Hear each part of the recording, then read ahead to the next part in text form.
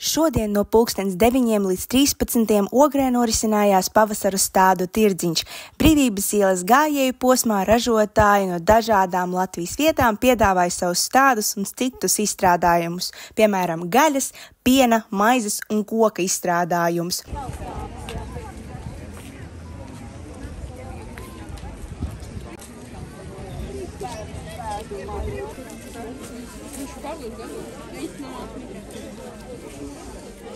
Tirdziņā piedalījās ražotāji ne tikai no Latvijas, bet arī no Gruzijas.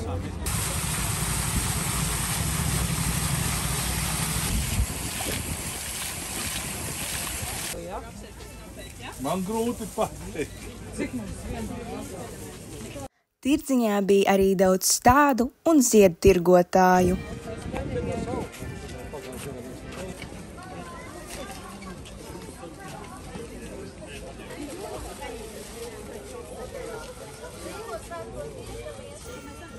Pulkstens 11. uz pilsētas skvēra skatuves norisinājās koncerts Uzplaukt dejā, kurā piedalījās Ogres novada kultūras centra senioru deju kopa Astras un tautas deju ansamblis Ogre.